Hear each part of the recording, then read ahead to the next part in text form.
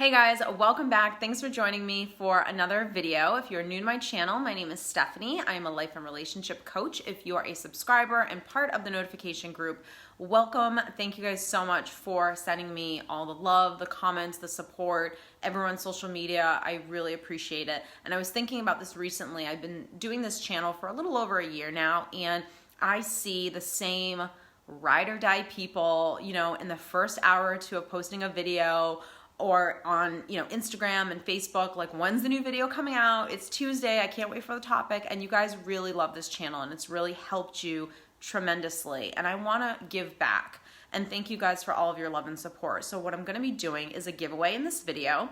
And if you are I'm going to be giving away an hour of free coaching. So if you've ever wanted to do private coaching with me and just couldn't for whatever reason, or if you are new to the channel and you have something going on in your life and you would like some guidance and coaching and advice and tips on how to overcome something that you're possibly struggling with, I need you to be a subscriber. I need you to click on the notification bell, so that means that you get informed when this video gets uploaded. And in the first 2 hours of this video being uploaded, if you would like a free coaching session, I need you to comment down below and click the thumbs up. Give this video a thumbs up. So if you can do those two things, I will pick a winner and I will contact you and we will schedule a free coaching session with you. So it's just my way, again, of saying thank you guys so much for everything that you've done for this channel over the last year, and I really appreciate it. And to be honest, I really want to get a chance to get to know you guys as well. So you know what to do. So this week, I wanted to dive into the narcissist's new supply. So basically their new partner, their new girlfriend, their new boyfriend, and why this situation is so painful, because it really is. So one of the questions that I often get asked is, can this person change? Are they happy in this new relationship? What was it about me that made this person just jump ship and they just ran into this relationship so quickly with this other person? So, I must have done something wrong, and they just kind of blame themselves, or they really want to know, like, is this person actually happy in this new relationship? And I want to start at the beginning. So can this person change? Absolutely no. And if you understand narcissistic abuse, if you understand the abusive cycle, then you know how this game is played because you were part of the game for a very long time. So you know that in the beginning stages, we're going to do the love bombing. We're going to groom the victim. We're going to be everything that this person has ever wanted. We're going to pretend, they're going to pretend to be Prince Charming and romantic gestures and all of these things. And I have made a video, and I'll link it down below, the difference between the honeymoon phase in a relationship, a healthy relationship, versus a narcissistically abusive love bombing phase. So definitely go check that out if you need to know the difference between the two. But you'll understand the abusive cycle. So you know how this game works, like I said, because you were a part of it. So you'll also understand that there is no way that your ex can have a healthy relationship with anyone, whether it's you, whether it's the most perfect human being on the planet, the most perfect woman, the most perfect man. They can't have a healthy relationship. It will always be an abusive, toxic, unhealthy relationship, because there are two things that they lack. They lack the ability to have empathy. So if I don't have empathy and I can't really feel sympathy and compassion and have empathy for another human being, that means that I can't connect with you. I have an inability to have deep connections with people because I don't know how to sit in a space for someone else. So what I mean by sit in a space for you is really empathy. So if I'm having empathy for you and you're telling me a story, and I'm feeling it. So if you've ever watched something on TV and gotten emotional, that's you having empathy for what someone is going through. If we watch a movie and there's a really sad ending and someone passes away, or you see a woman that lost the love of her life and you get emotional and you feel that feeling that person is probably experiencing, that character is probably experiencing, that's you having empathy. And that ability to have empathy allows you to not do things that are abusive or unhealthy or cruel, or we can hurt people because we're hurting inside, right? So hurt people. So if I have wounds and I don't know what they are, and I do something and I unleash that wound on you and it hurts you, but I understand why I did it. I understand that I did that because of this, and I know that I hurt you, and I'm so sorry. And you feel that hurt, that guilt, that shame for what you did. That's your ability to connect with people, right? That's your ability to feel, so to speak. So a narcissist has an inability to feel. It doesn't mean that they don't cry. It doesn't mean that they're not sad sometimes.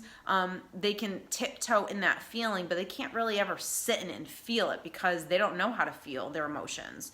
So if you lack empathy and you have an inability to connect on that real deep level, you're never going to have a healthy relationship. You're never going to have a deep connection with anyone. Everything is always going to be surface level. So surface level relationships is basically, what can I get out of this? What am I going to get from you? Or what are you giving me? And what do all narcissists want? Narcissistic supply. So if you were discarded, which is a painful thing to have to go through, and if you are going through that, my heart goes out to you.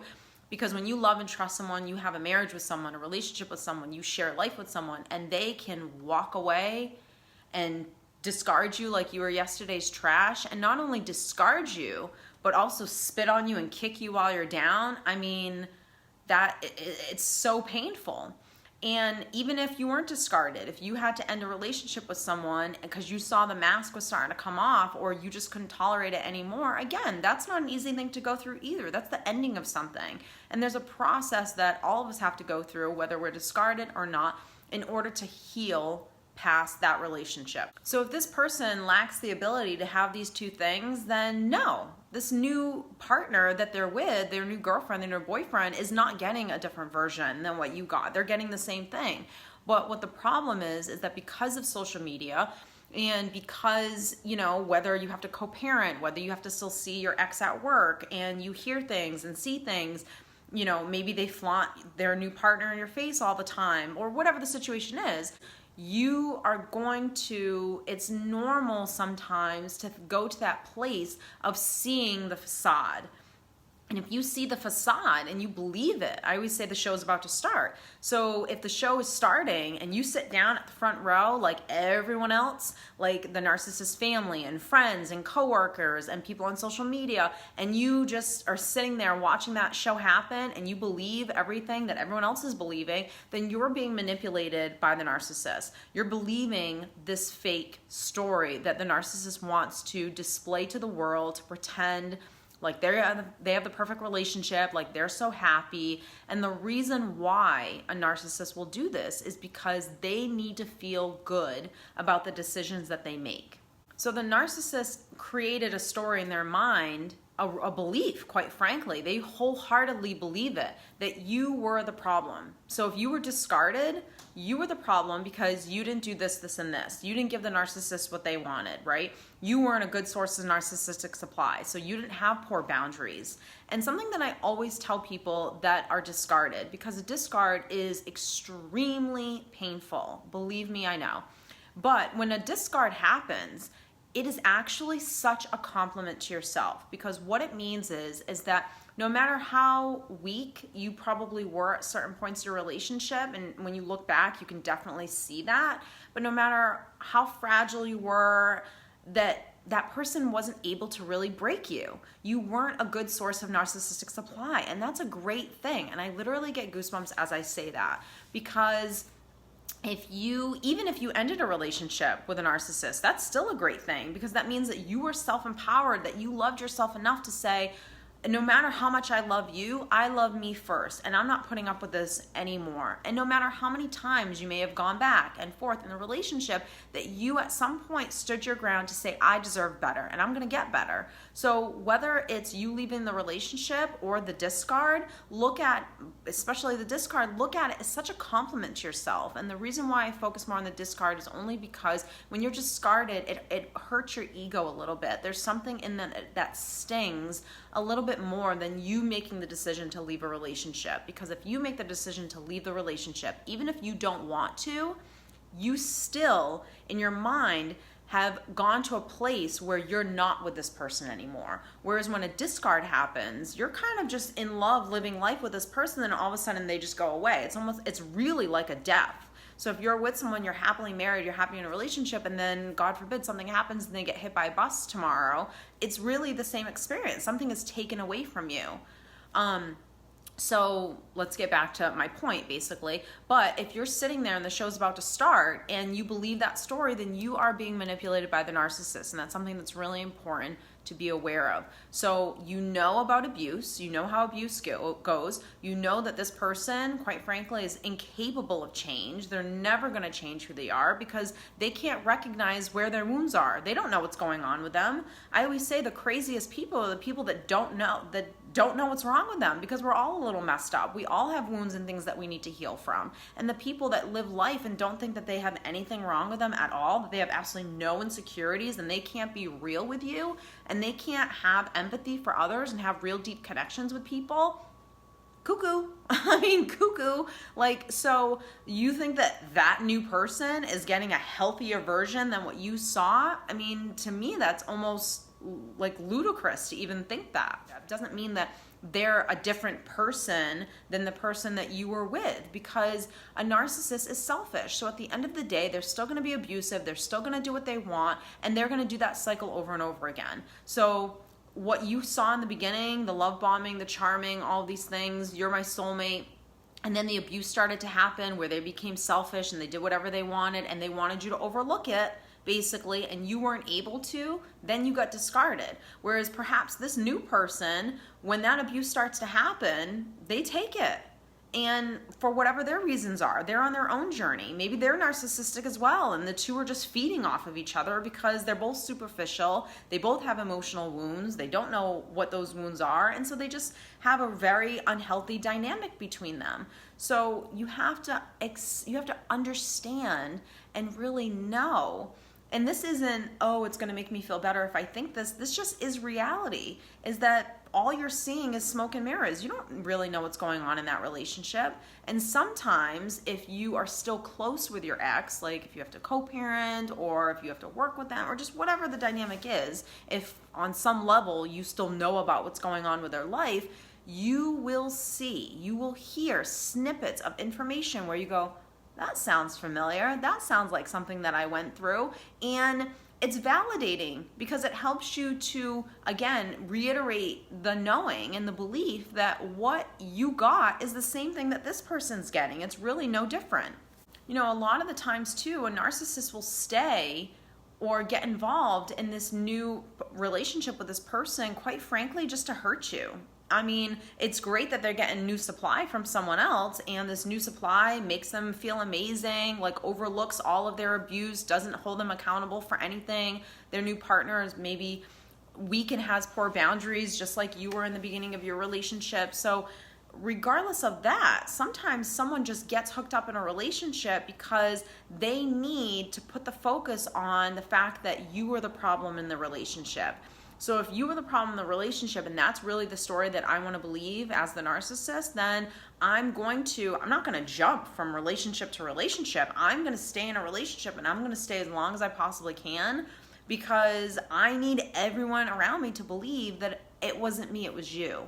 And if that's the case, then yeah, they're going to get hooked up with someone really, really quickly. They're going to tell the world from the mountains way up high that this person is the one, that they finally found this person, that you were the mistake, when this is really exactly what I wanted.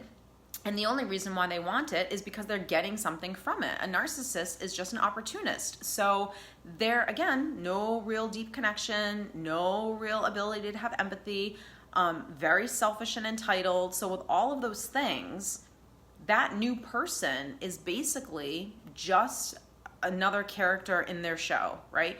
They have just taken you out of the play and replaced you with this new person. And of course, yes, that's hurtful. But in order to move on, in order to not focus so much on what is happening in that dynamic and are they having the relationship that I wanted and what was wrong with me, and playing that story over and over again that's not serving you, that's actually just hurting you, you have to understand these things. And you have to understand that even regardless of what's going on over there, regardless, is that person wasn't right for you, that person wasn't healthy for you, that person didn't love you the way that you deserve to be loved. And that itself should be enough for you to say, I'm blocking everyone on social media. I don't want to hear about what's going on with this person, from family, friends, whoever. Perhaps I need to get a new job. Distance yourself as much as you possibly can from this person. And when you're having a lonely night, do not go on social media. Make it a point to not stalk on social media. I have so many people that I've coached that will tell me that, I do this, and I know I do this, and I know I go on, and I don't know why I do it. And on some level, you're addicted to the pain. You're addicted to torturing yourself. When you put yourself first, when you say, I deserve to be happy, I'm gonna love myself, you're going to be, it's almost like a drug addict, right? You're going to be able to be like, all right, I'm not going to do that drug. I deserve to be happy. I'm going to fight this off. And you keep fighting this, and you keep reminding yourself of who you are and why this person wasn't good for you. And that regardless of what's going on with them, if he or she stays in a relationship for 50 years with that person, okay, whatever, that has nothing to do with you. You need to focus on loving yourself. You need to focus on moving on with your life and creating the best life possible, because that's what you deserve. So I hope that this video has helped you guys understand that dynamic, that relationship with that new partner. And I hope it gave you some insight on how you yourself can move on. And definitely check out some of my videos on forgiveness, how to heal after heartbreak, all of those things. I'll link them down below, or you can just check them out on my channel in general. And if you have liked this video, don't forget to give it a thumbs up, and I will see you next week.